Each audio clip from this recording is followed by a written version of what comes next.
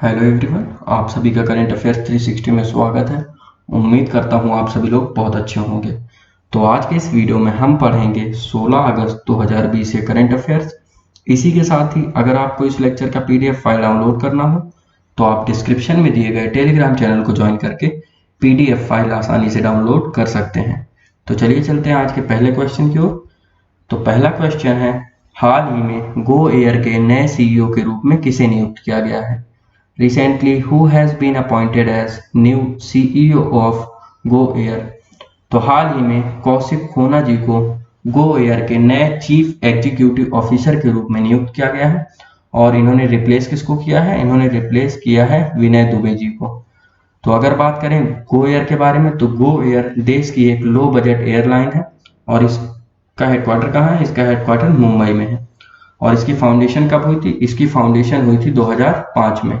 तो चलिए चलते हैं अगले क्वेश्चन की ओर। हाल ही में बांग्लादेश के लिए भारत के अगले दूत के रूप में किसे नियुक्त किया गया है? Recently who has been appointed as India's next envoy to Bangladesh? तो हाल ही में विक्रम दोराईस्वामी जी को, जो कि एक आईएफएस ऑफिसर है 1992 बैच के, इनको बांग्लादेश में भारत के अगले एनवॉय के रूप में नियुक्त किया गया है। इन्होंने किसकी जगह ली है? इन्होंने जगह ली है रीवा गांगुली जी की।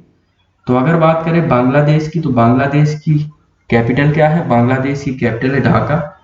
और बांग्लादेश की करेंसी क्या है? बांग्लादेश की करेंसी है टका। इसी के साथ अगर बात करें बांग्लादेश की पीएम के बारे में, तो बांग्लादेश की पीएम है शेख हसीना जी। तो चलिए चलते हैं अगले क्वेश्चन की ओर। हाल ही में सृजन पोर्टल किसने लॉन्च किया? रिसेंटली हु लॉन्च द सृजन पोर्टल? तो हाल ही में हमारे देश के रक्षा मंत्री श्री राजनाथ सिंह जी ने सृजन पोर्टल को लॉन्च किया है। सृजन पोर्टल क्या है? सृजन portal department of defence production के द्वारा लॉन्च किया गया है। इस पोर्टल के माध्यम से जो भी इंडिजिनस वेंडर हैं जो डिफेंस इक्विपमेंट बनाते हैं, वह अपने प्रोडक्ट को इस पोर्टल के माध्यम से यहाँ पर लिस्ट करके वो उसके बारे में जानकारी उपलब्ध करा सकते हैं, जिससे जो परचेज करने में हो आसानी हो सके। तो आप देख सकते हैं यही है सृजन portal.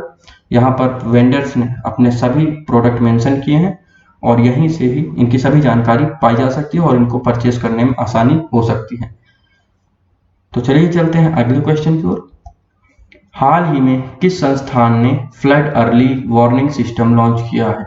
Recently which institute has launched a flood early warning system? तो हाल ही में टेरी क्या है? The energy and resource institute, इसने नेशनल डिजास्टर मैनेजमेंट अथॉरिटी के साथ मिलकर फ्लड अर्ली वार्निंग सिस्टम को लॉन्च किया है और यह सिस्टम गुवाहाटी में लगाया जाएगा। गुवाहाटी में यह इसलिए लगाया जा रहा है क्योंकि आसाम के अंदर गुवाहाटी में बहुत ज़्यादा बाढ़ आती है, इसी कारण यह सिस्टम लगाया जाएगा ताकि बाढ़ आने के पहले से पहले फ्लड की वार्निंग मिल सके। तो अगर बात करते हैं टेरी यानी the energy and resources institute की, तो इसका हेडक्वार्टर कहाँ है? इसका हेडक्वार्टर है न्यू दिल्ली में। और इसकी इस्टेब्लिश कब किया गया था? इसको इस्टेब्लिश किया गया था 1974 में। तो अगर बात करें टेरी के यानी the energy and resource institute के डायरेक्टर जनरल की, तो इसके डायरेक्टर जनरल हैं डॉक्टर अजय माथुर। तो अगर बात करते हैं टेरी के बारे में, तो टेरी के बारे में आपको यह पता होना चाहिए कि टेरी को पहले जाना जाता था टाटा एनर्जी रिसर्च इंस्टीट्यूट के नाम से, और इसका 2003 में नाम चेंज करके the energy and resource institute कर दिया गया था। तो चलिए चलते हैं अगले क्वेश्चन की ओर। हाल ही में राष्ट्रीय फार्मास्यूटिकल मूल्य निर्धारण प्राधिकरण यानी एनपीपीए ने किस राज्य में मूल निगरानी और संसाधन इकाई स्थापित की है? Recently national pharmaceutical pricing authority has set up a price monitoring and resource unit in which state? तो हाल ही में कर्नाटका के अंदर नेशनल फार्मास्यूटिकल प्राइसिंग अथॉरिटी ने एक price monitoring and resource unit स्थापित की है। इस price monitoring and resource unit को स्थापित करने का मेन ऑब्जेक्टिव क्या है?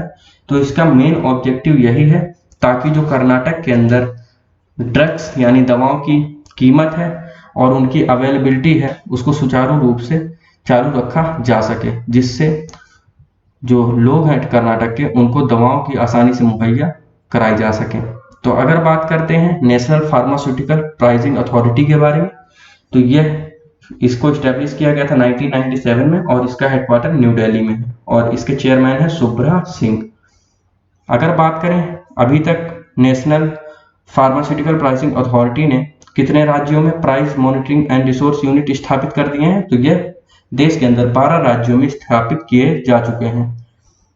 अगर बात करें कर्नाटका की, तो कर्नाटक के बारे में आपको पता होना चाहिए कि इसकी कैपिटल है बेंगलोर और कर्नाटक के गवर्नर कौन है? कर्नाटक के गवर्नर है वजुभाई वाला जी। इसी के साथ अगर बात करें सीएम के बारे में, तो कर्नाटक के सीएम है बीएस येदियुरप्पा और कर्नाटक के अंदर लोकसभा की 28 सीट है और राज्यसभा की 12। तो चलिए चलते हैं अगले क्वेश्चन की ओर। हाल ही में संयुक्त अरब अमीरात और किस अन्य देश ने एक समझौते के माध्यम से पूर्ण रूप से राजनयिक संबंध स्थापित करने के लिए सहमति व्यक्त की है? Recently United Arab Emirates and which other country agreed to establish full diplomatic relations as a part of new accord. तो हाल ही में यूनाइटेड अरब अमीराट्स ने इजराइल के साथ एक अकॉर्ड साइन किया है और उस अकॉर्ड का नाम है अब्राहम अकॉर्ड। तो अब्राहम अकॉर्ड साइन इसलिए किया है ताकि इजराइल और यूएई के बीच में डिप्लोमेटिक रिलेशंस इस्टेब्लिश किए जा सके। तो आपको यह पता होना चाहिए कि अभी तक यूएई इजराइल को के साथ कोई डिप्लोमेटिक रिलेशंस नहीं रखता था और इस अकॉर्ड के साइन करने के बाद ही डिप्लोमेटिक रिलेशंस इस्टेब्लिश किए जाएंगे। इजराइल को अभी तक कोई भी अरब कंट्री रिकॉग्नाइज नहीं करती थी, सिर्फ 2 कंट्रियों को छोड़ के, और उन 2 कंट्रियों का नाम है इजिप्ट और जॉर्डन, और यही 2 अरब कंट्री थी जिन्होंने यूएई के पहले इजराइल से डिप्लोमेटिक रिलेशंस रखे थे। और इस अकॉर्ड को साइन करने में मीडिएशन किसने किया है? मीडिएशन किया है इजराइल और यूएई के बीच में यूनाइटेड स्टेट्स ऑफ अमेरिका ने। तो अगर बात करें इजराइल के बारे में, तो इजराइल की कैपिटल क्या है? इजराइल की कैपिटल है जेरूसलम और इजराइल की करेंसी क्या है? शेकेल। और इजराइल के पीएम कौन है? Benjamin Netanyahu. इसी के साथ अगर बात करें यूनाइटेड अरब एमिरेट्स की, तो इसकी कैपिटल क्या है? इसकी कैपिटल है आबू धाबी और इसकी करेंसी क्या है? करेंसी है यूएई दिरहम। अगर बात करें यूएई के प्रेसिडेंट के बारे में, तो प्रेसिडेंट है खलीफा बिन जायद अल नहयान। तो चलिए चलते हैं अगले क्वेश्चन की ओर। हाल ही में किस विश्वविद्यालय को भारत के सर्वश्रेष्ठ केंद्रीय विश्वविद्यालय के रूप में चुना गया?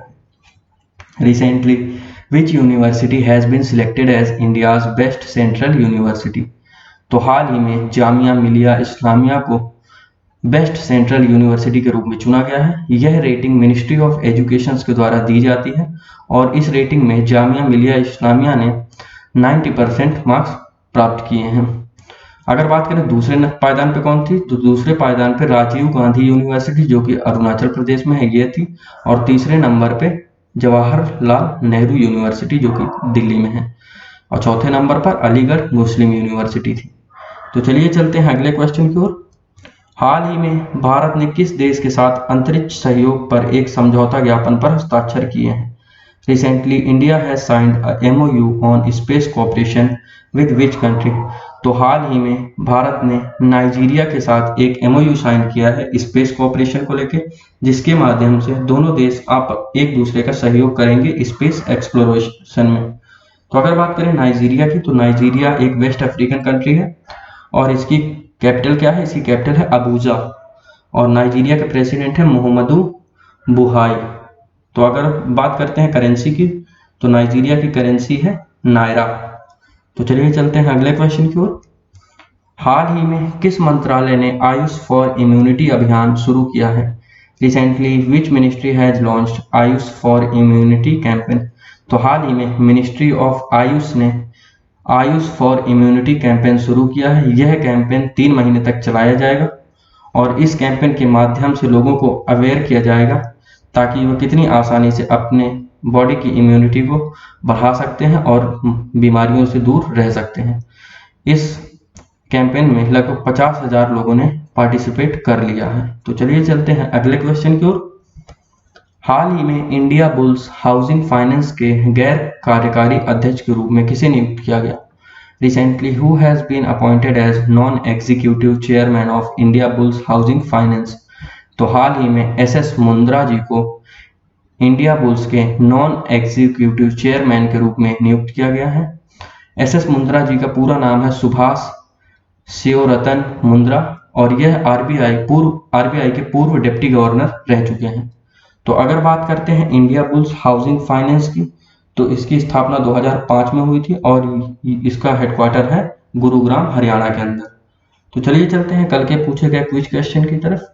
तो कल मैंने आप लोगों से पूछा था कि हाल ही में भारत ने किस देश में इंफ्रास्ट्रक्चर कनेक्टिविटी परियोजना के लिए $500 मिलियन की सहायता की घोषणा की है।